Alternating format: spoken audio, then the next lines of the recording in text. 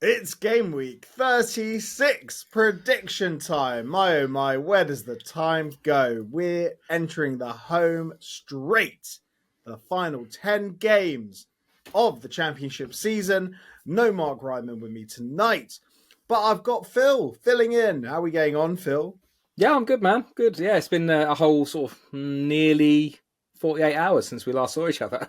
I know. I was getting the shakes. I was getting the shakes because I miss you so much. I have withdrawals. I just had to look at our YouTube videos just to remind myself about what you look like. No, I'm good. I'm good. It's like I say, Tuesday night for me is usually spent playing pool, but always happy to talk football. You know that. I probably talk a little bit too long, so I apologise to anyone that tunes into our shows that we record at the Bricklayers Arms, because I do like to chat. So.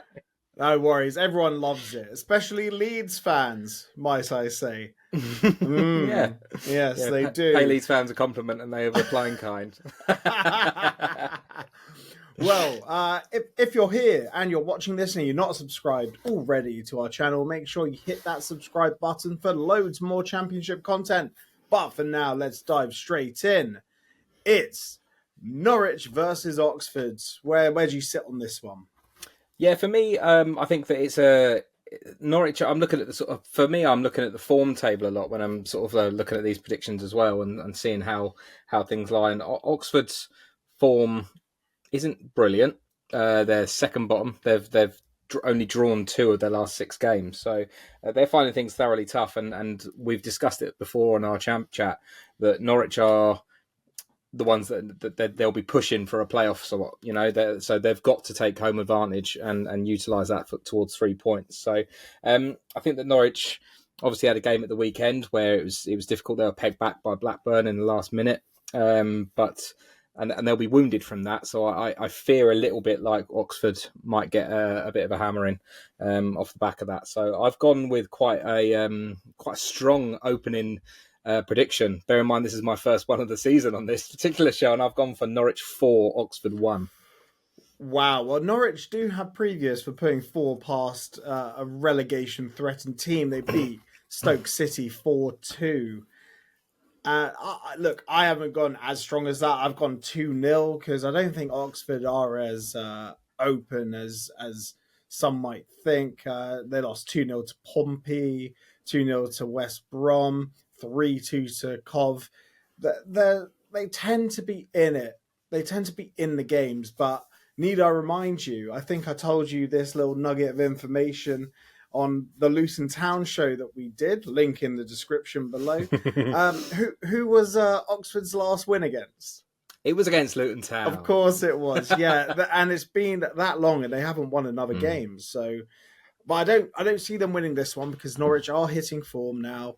Last 3, they've not lost in their last 3, only 1 lost in their last 5, and they're one of the few teams like above them. They have -3 goal difference with Watford. Below them, they have Millwall with 0 goal difference. So, yeah, Norwich. They've got all the big hitters back. They've got the big hitters back, haven't they? They've got Borja Sainz. They've got Josh Sargent that's come back and looked like he's never been away. So yeah, I just see Carrow Road being a bit of a step too far for Oxford. Well, Norwich fans will start liking you, won't they? I'll have to say something nasty later on, don't worry. Right, on to Coventry versus Stoke. Cov fans, not really my biggest fans. They just want me to give Frank some respect. Give Frank some love. Come on, you can do this. You can do this. So I think that super Frankie Lampard is going to guide Coventry City to a 3-0 win against Stoke. Part of me is because they are absolutely on flames at the minute. Coventry, I think there's 7 wins in 8. So they're absolutely on fire, and they're at home. I did get pelters though for calling it the Rico. So at the CBS Arena, I think the Rico. I thought it was the Rico, but apparently it's not. And I need to do my research. So apologies for anyone that's listening that was offended by me calling your home under its former name. So it's like with Bolton Stadium, you call it the Reebok. It's the Reebok. It's the Reebok. Yeah. It's not the Tough Sheet. And the Majeski. It's the Majeski, not the Select Car Leasing for You Stadium or whatever it's called these days. Yeah. Well, Yeah. for what it's worth, sorry, Sky Blue fans, but yeah, I've put you down for a 3-0 win. And again, I just think that's purely a form thing. I think that Coventry, like I say, are absolutely hitting form. Stoke do find it, they find it tough in general. They're not doing terribly. They're doing enough to keep them above that dotted line, and truth be told, just out of arm's reach of those guys at the bottom. But I don't know. I just feel like Coventry are potentially going to be that that club that are hitting form going into sort of the final furlong, and I feel like again it'll be 3 points at home for me. It's a really tough one. This is, of course, the Mark Robbins derby, isn't it? We got 2 manager derbies this week. Did you see that? Yeah, I did. Yeah. We'll talk about the Eustace derby a little bit later. I think Cov are going to win this one 2-0. You said you think Stoke are doing enough to keep everyone at arm's length. I don't think so. I think they're getting sucked right into it. They're not getting any wins. Like 1 win in their last 4, last 5 even. And Coventry, yeah, as you correctly say, they are on flames. They are. They're tightening that grip on that playoff position. Pretty much only 1 spot to play for now. And I think this will be the most one-sided 2-0 win you'll see this week in the Championship. Look at that for you giving Frank Lampard a compliment, mate. It's well the done. squad. It's the squad. I could have gone in and managed that Coventry side. I'm very good at Football Manager and the likes, you know. I could have gone in and sorted that Coventry squad. I said at the beginning of the season that was the 4th best squad in the Championship. Never mind. You know, Coventry fans, come at me. I'll take you all day long. Right. On to the outside shots playoff derby. It's Watford versus Millwall. Like both of these teams, 10th and 11th right now. I don't think they really do have a chance, but got to include them. I think it'd take a serious run of form, and I think that from me seeing Watford on the left hand side of the fixture list and seeing them at home, that brings back terrible memories for me following our trip to Vicarage Road a couple of weeks back, and then obviously that Millwall have been like massively in the limelight this week because of their FA Cup game, and it's something that even every morning like TalkSport are still all over it. And it was a great tackle, wasn't it? Haven't Millwall banned the Mail Online from? I think they have from their press conferences. Yeah. It was one of those ones where I would argue that no one is saying that that their goalkeeper was deliberately looking to hurt someone. I think that there's a number of different people that have tried to defend what's going on by saying that. Joey Barton, unfortunately, that scumbag. He's been saying that Mateta bumped into the defender and that was a foul. That's not a foul. That's and then the argument is that you're allowed to have contact. Well, that was a shoulder barge. This is the same Joey Barton that attacked someone with a golf club and stubbed out a cigar in someone's eye. Yeah, that little weasel that looks at little gaps in the market on X or Twitter or whatever you want to call it and goes, "I'll have a bit of attention, please, sir. Please can I have a bit of attention." Absolute swine. So anyway, going back to the Watford versus Millwall game. So yeah, the tackle was one of those ones that was very, very controversial. He ultimately got a red card. He's sort of issued an apology, and. In terms of the league, like you said, Millwall are an outside shout for the playoffs. I've gone for quite a tight scoreline for this one. I've got just purely because I feel like Millwall defend very, very well, very, very stoutly, and Watford have the likes of Chak Vatadze, who I've waxed lyrical about before in the Champ Chat. I think that he's a fantastic footballer. So I've put down Watford to edge it 1-0. Very tight. Very tight. I've gone 1-1 here. Millwall, they have a 0 goal difference, as I mentioned before. 34 goals scored, 34 goals against. That's pretty much a goal a game scored, a goal a game conceded because they played 34 games. Watford, they score more, they concede more. But I think it's going to be a sort of decent attack, with Chakvetadze in there against a really mean defence, against Cooper and Tanganga there. I think it's going to be a very attritional game, but I think there's going to be a goal apiece there. Yeah. Right, on to another set of fans that don't really like me. It's Bristol City versus Hull City. You shocked me, mate. You've got a lot of enemies. Not to mention the enemies you've got within our own fan base. So, for Bristol City, I think that they're doing their best, aren't they? Let's be honest, they're doing their best to make that promotion playoff push. And I've spoken to Ben from Bristol City's main podcast before, and he even though he wouldn't like to admit it, even he sort of says we will finish mid-table. It's almost like that disbelief that he could possibly have a run this late into the season. But that being said, they are in good form. I'm looking at, like I say, I keep on flitting my eyes over to the form table, and when you look at the calibre of the clubs that they're behind, Leeds, Coventry, Sheffield United, and Burnley, who I think that, given your argument earlier on, I think that they are the top four squads, I would argue, in the league. And then you've got at the moment sitting Bristol City. So I think that they're trying their best to make that promotion push off, promotion playoff push, and we push. Yeah. If I don't get edited and push it by Salt and Pepper at that particular point, I'll be upset when this video comes out. But we can afford that.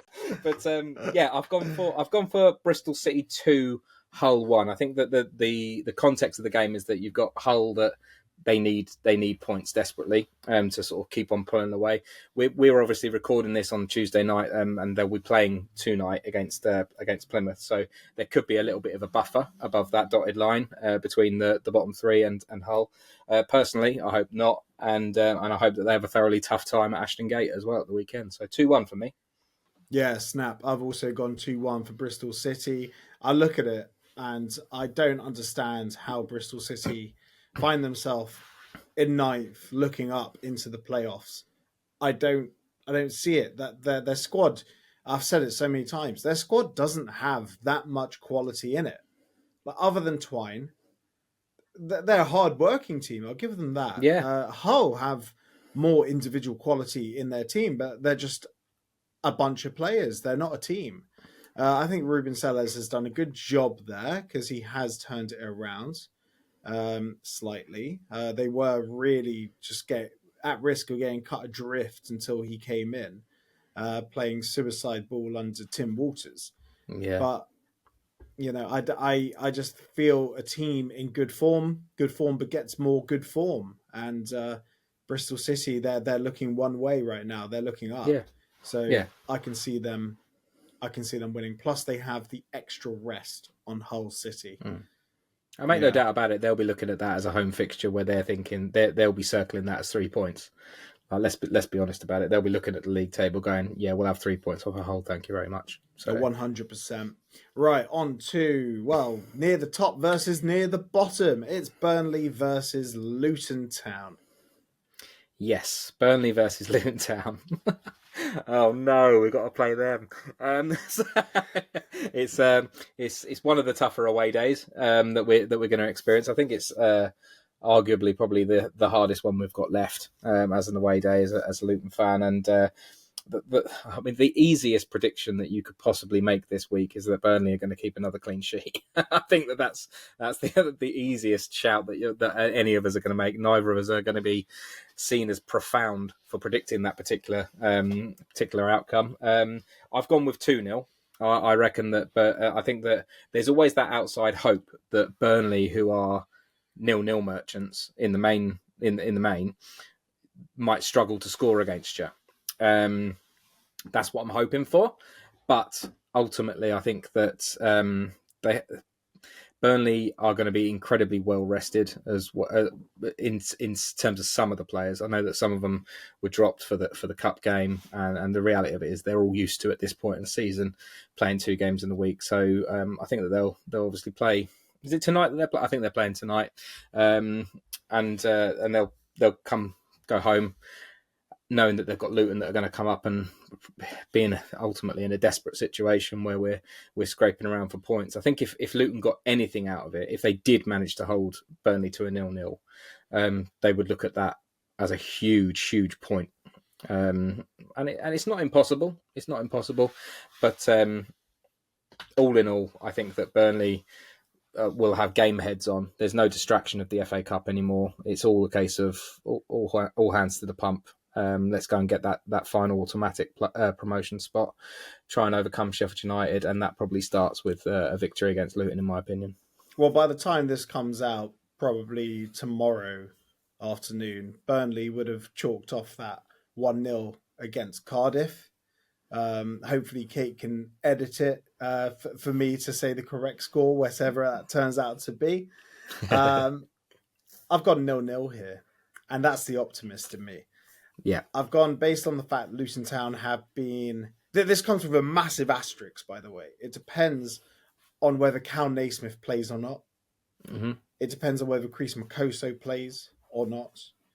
And Cal Naismith is the big limiting factor here. Defensively, Luton Town have been so much better since Matt Bloomfield's come in. It's just silly errors, really. But we're not getting cut open. Like, if you look back to Burnley's game against Luton, the first game of the season, Burnley's goals were sickening.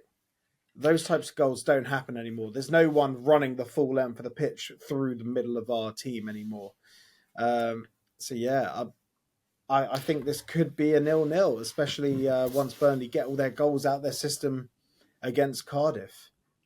Fingers crossed. I mean, it's I don't know what the percentage would be, but I would say it's a significant amount of the playing squad that is different from that game where we hosted them at the start of the season. There's been a huge overhaul. I mean, you look at some of the talent and where it's gone from when we hosted them at Kenilworth Road. Is it Odebear that went to Spurs? He got his Premier League move. There's a few others. Yeah, Sander Berger's moved on. Yeah. Dara O'Shea, he's moved on. Yeah. They lost the spine of their team, essentially. Yeah. So they've done really, really well. Let's be honest, and they've built it on a foundation of being solid at the back. So I'd like to say neither of us see that particular thing changing. Neither of us see Luton Town getting a goal, but let's as a Luton fan, I'll keep my fingers crossed. Can you imagine if Luton Town rocks up and wins 1-0 though? Wow. Whoa. We'd have quite a lot of fans from the Sheffield and Leeds area, wouldn't we? Yeah, and you'll have Joe from the Turfcast. He'll be very gloaty.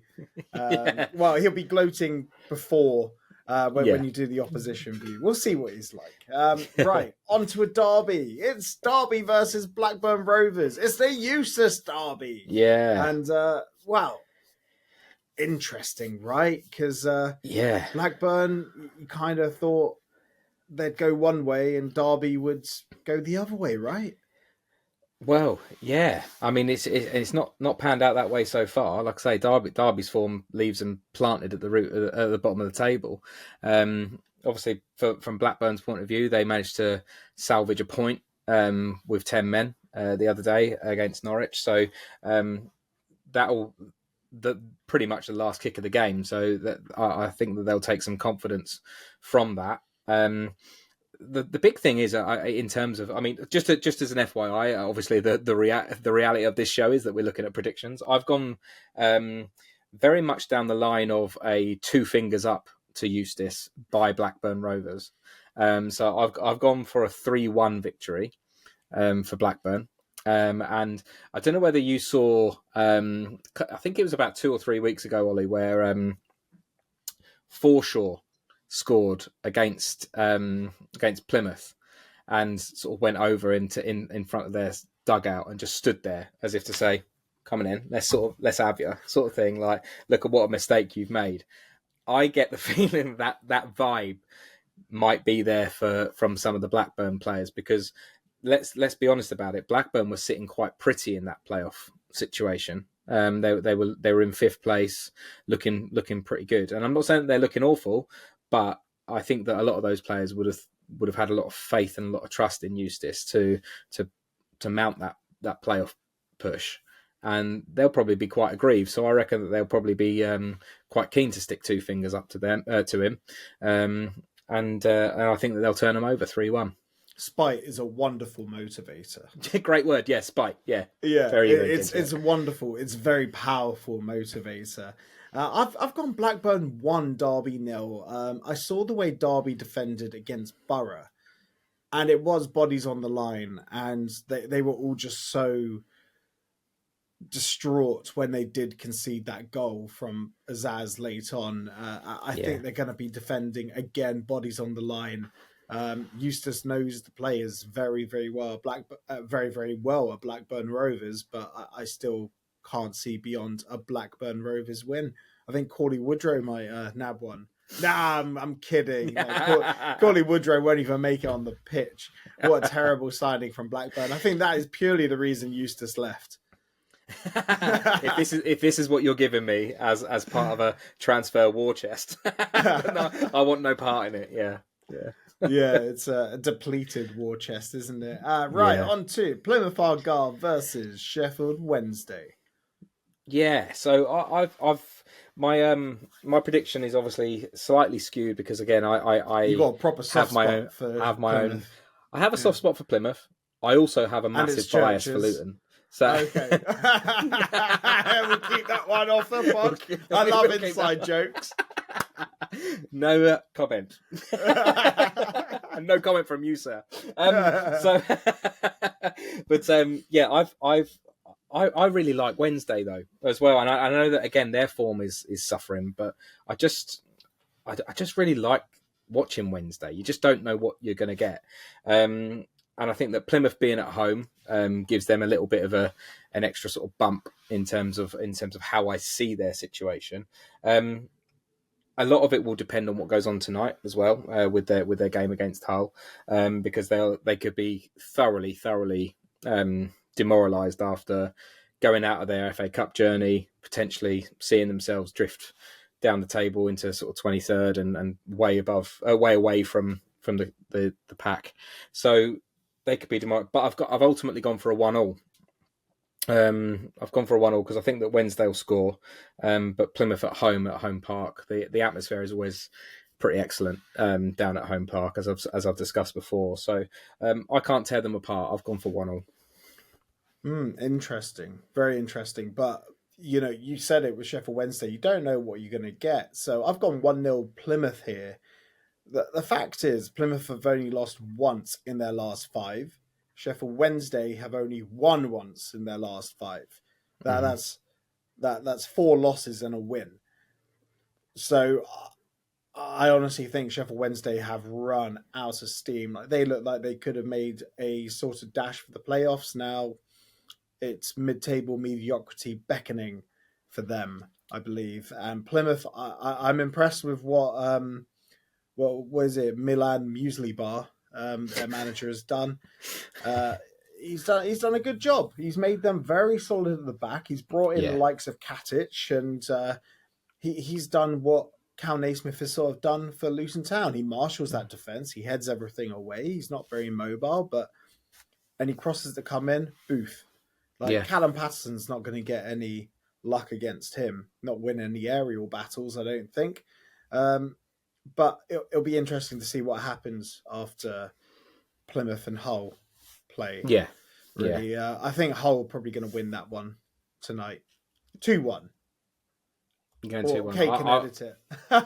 Yeah, just put the words in my mouth.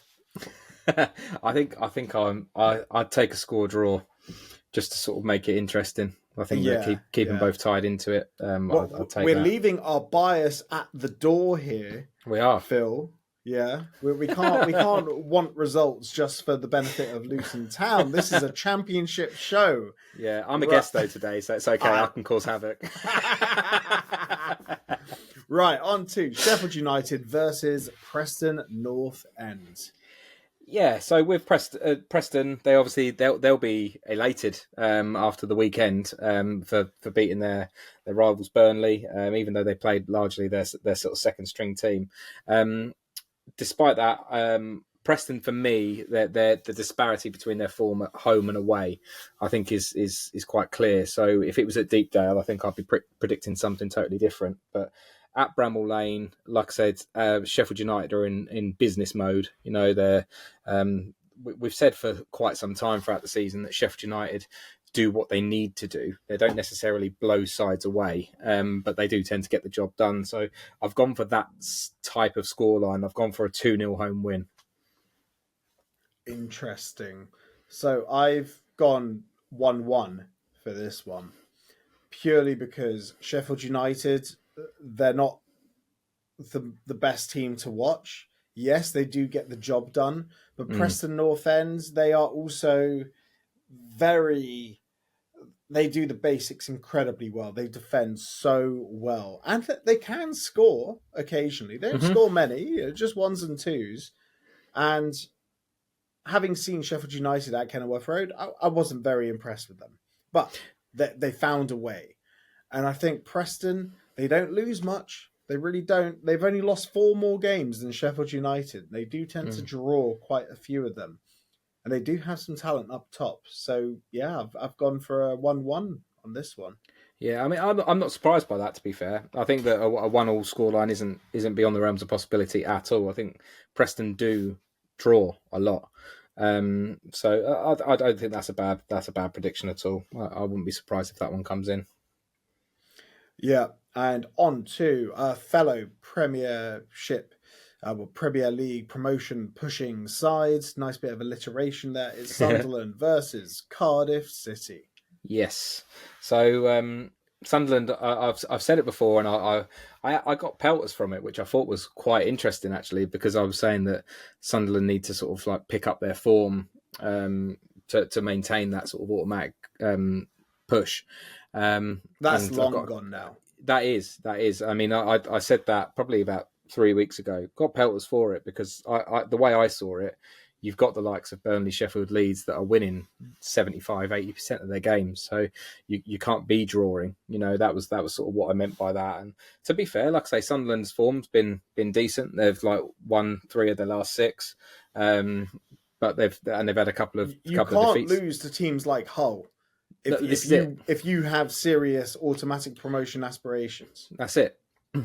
And the reality for them is that they need to make sure that they don't do. We discussed it on Sunday, didn't we? They need desperately not to do what the likes of Middlesbrough did two years ago, where they sort of drift into the playoffs without any form. I think that keeping that intensity up and making sure that they push as hard as they possibly can.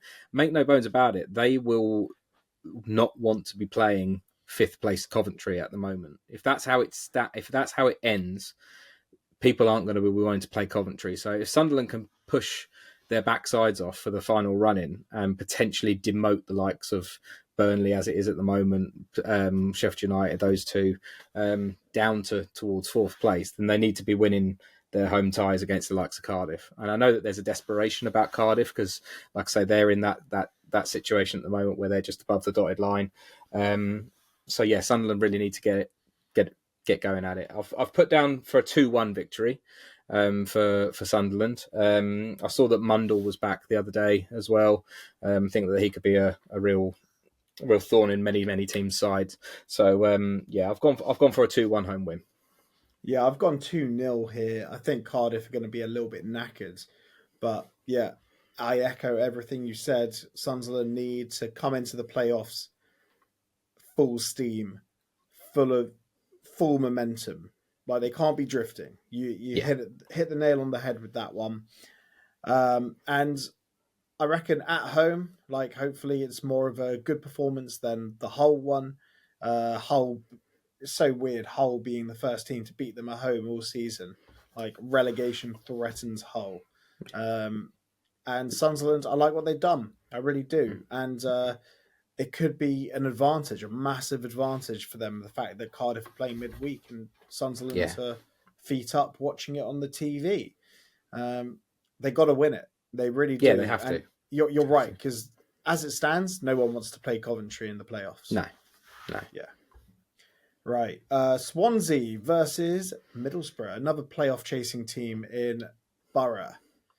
Yeah, playoff chasing team in Borough, but they're struggling to hit the back of the net, as we discussed on our other show, and their form isn't particularly brilliant. It's not such a long time ago that there were rumblings about whether Carrick was the right man to take them forward. So, and again, like I say, I've said it before, I'm looking at the form table, and these two sides are right next to each other in 19th and 20th place. You know, they've won 2 of the last 6. So it's a tricky one to predict as well. It's probably the one that I found the trickiest out of all of them to predict today. I've therefore sat on the fence. I've gone with home advantage being a little bit more of an indicator for Swansea. So I've given them 1, and I've given Borough 1. I've gone for a 1-1 draw. Yeah, Don't really know what else to say. Yeah, I've gone 1-1 as well. Yeah. I was erring on the side of a Middlesbrough win because, yes, they both have 2 wins in the last 6. But at the same time, Borough's wins have been back-to-back wins recently coming into this fixture, whereas Swansea's their most recent game was a win, and they had a win a couple of weeks ago. Yeah. So I think Borough probably have the better recent form. I would back them to win this, but at the same time, Swansea, I don't really have faith in Alan Sheehan. I think he's a good coach. He's a lovely guy. I don't think he's a good head coach, though. And Swansea have really been, spiraling down. At one point, I thought they were in serious risk of getting sucked into the bottom 3, but those 2 wins have really pulled them out of it. Yeah. I think I agree with you. It all looked to be heading very quickly in one direction, didn't it? And that they were going to join the party down at the bottom end of the table, but they've done enough to sort of keep that degree of separation. So, and the only thing I would say to you to sort of, but like debate that thing with you about Middlesbrough was the fact that they were at home against Derby and they made really hard work of it. And I know that Derby played well, they defended stoutly, but most people, I would argue, would say that they had that as a bit of a home banker. And they only managed to scrape it by the 1. So yeah, like I say, I think that's a fair agreement that we've both gone for a draw. I think. Yeah, and while you're on the theme of parties, I think Swansea should have come down to the relegation party. Come in, the water's fine. Bars open till 2. Right, West Brom versus QPR. Where are you on this one? Yeah, West Brom. So West Brom will take confidence from their draw against Leeds at the weekend. They obviously are one that we know full well and actually they've done. Tony Mowbray's done really well to sort of keep a level of momentum following the exit of Carlos Corberán, because I think that, in my opinion, we were as a channel very, very pro sort of Carlos Corberán and saying about how good of a manager he is and that he is a primary reason for West Brom being so high up in the league table. So to be fair to Tony Mowbray, he's carried on largely that momentum, but they do need to carry on winning to sort of get that fifth or sixth place. QPR are a tricky side. I think if the situation was, again, if it was an opposite fixture, if we're talking about how West Brom would fare against QPR at Loftus Road, I might have had a very different prediction. But I've gone for a West Brom win, 2-1. Same. I've also gone 2-1 here. Mowbray has done a great job taking over from Corberán. However, I feel they've become a lot more streaky. Obviously, under Corberán, they had that crazy run of draws. Yes. Crazy. Absolutely crazy run. And now it's sort of like win, loss, draw, win, draw. But that draw against Leeds, it was fantastic. They defended incredibly well. Bodies on the line, that's what you need. And I think right now they are best placed to get that 6th spot. Not just because they're in it at the moment, but I genuinely think their squad's very good. But yeah, I think the other 3 teams in the playoffs will be sort of licking their lips and thinking, "Ooh, I want them." Yeah. They're not fancying playing the other 3, but West Brom, I think that's the easy target. Yeah. Hence why I made that comment about Sunderland needing to carry on winning. because they need to be looking at nabbing that third spot to get themselves a better chance as they perceive it to get to Wembley. Yeah, of course. And our final game, it's Portsmouth versus Leeds United. Yes, so we managed to see Pompey in the flesh this past weekend. They're obviously a little bit threadbare at the back. They ended up playing Marlon Pack, their usual centre midfielder, at the back. He was he likes a grapple. Does Pack, but he will find it very, very difficult to grapple against the likes of Piru and the interchangeability of Manor Solomon and Dan James. And truth be told, I think that Leeds, I think this was the first fixture of the season. I think that Pompey had Leeds at Ellen Road for the first fixture of the season. I'm pretty sure, and they came away with the draw. I think that Leeds are a totally different animal since then. And I think that they know that just like I spoke about Sunderland needing to win, Leeds can't let this situation that they're in go to waste. You know, they have to bounce back from that draw. I mentioned before about the game against West Brom, as I perceived it to be the most difficult fixture they have left, following that run of difficult fixtures against Burnley, Sunderland and Sheffield United. And I think that, truth be told, we'll see a return to form. I don't think that Pompey's makeshift back line will be able to cope with Leeds, and I've gone for a 3-0 away win. Yeah, I was going to say I've gone for a conservative 3-0 away win as well. I think that is conservative because Pompey's back line, very threadbare, and I can see it now. Pirot is going to be holding up Marlon Pack, but they have danger on both sides. You know, Willie Noto, Manor Solomon, they're going to punish Pompey down the sides. They really will. I think it's going to be a banker for Leeds. But that brings me on to, what is your lock of the week? So for me, I think looking at the scores, even though I just whack lyrical about Leeds again, people are going to think I've got a problem. But I'm going to go with the Coventry win against Stoke. I think that form dictates that Coventry are absolutely on fire at the minute, and the way I see it, the way I see Stoke playing and their form versus Coventry having home advantage, there'll be a buzz around the Rico. The CBS, if I was to put my house on anyone, I'd put them on Coventry this weekend. Yeah, wait, you heard it here first. Yeah, put your house on Coventry. You can't have my house, anyone. My banker, my lock of the week, I'll go for Sunderland versus Cardiff. I think 2-0, even 2-0 could be very, very, very conservative if Sunderland do hit form and everyone's firing. But yeah, that's us done for this week. And remember, if you've made it this far in the video and you haven't subscribed already, hit that subscribe button. Loads of championship content. You can also watch our game week roundup from the pub. Link is in the description below this video. But everyone, whoever you support, have a great week, and take care, let's everyone. look forward to the games.